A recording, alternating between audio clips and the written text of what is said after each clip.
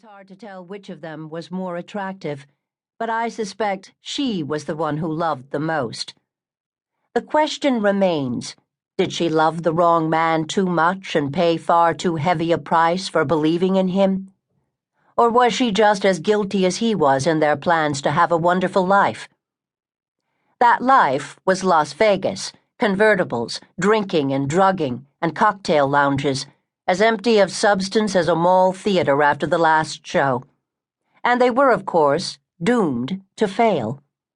Sadly, they took another life in a stupid attempt to fulfill their impossible dreams. Some of the cruelest murders have been perpetrated by those who promised undying love, when what they really meant was that the love object now belonged to them. Ownership of another human being is not love.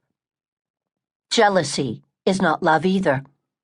When men or women fail to trust their partner and allow them to live freely, real love cannot exist. It is inevitable that the object of jealousy will try to break free at some point.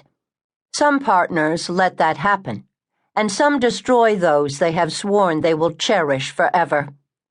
I get letters and emails every day from both men and women who live in fear because an estranged spouse or lover is stalking them and threatening to kill them.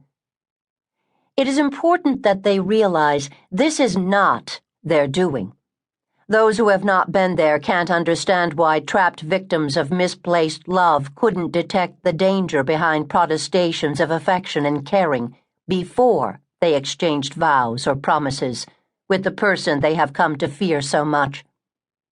And yet it is rarely the fault of the one who is being stalked. Sometimes, yes, there were signs that their lovers were too possessive. More often, the warning signs came when it was too late to run away.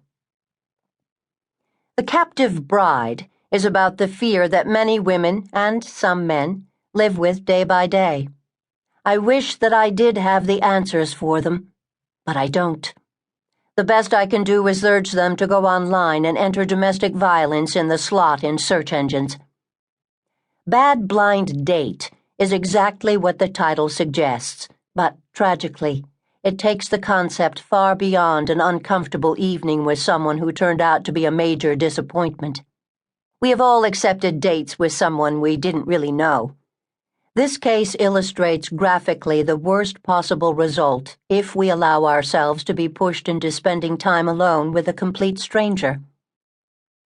The Lonely Hearts Killer, who found his victims in the personal and model wanted ads of Los Angeles newspapers, was, arguably, the first serial killer ever identified by that phrase.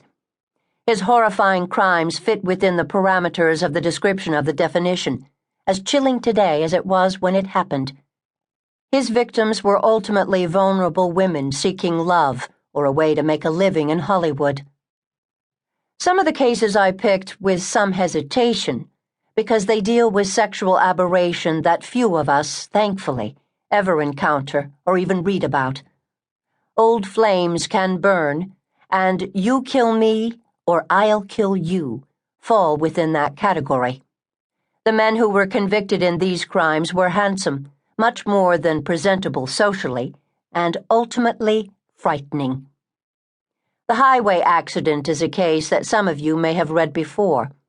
Still, after reading the massive media coverage of both the Lori and Mark hacking case in Utah and the Lacey and Scott Peterson case in California, I felt I had to include it.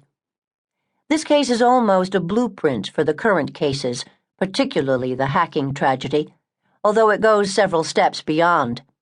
It does seem impossible for a wife to be so trusting of her husband, only to find out that she has lived in a lie. But it happens.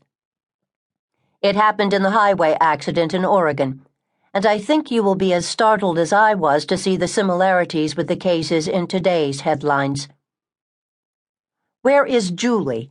As one of the 1,000 or more mysteries I have chronicled in the past 3 decades, and one of perhaps a dozen that I cannot get out of my mind. In this last story, we come back to the sadness of the loss of Kiss Me, Kill Me's Sandy Bowman, the perfect marriage that ended because someone outside the couple fixated on the lovely wife. As long as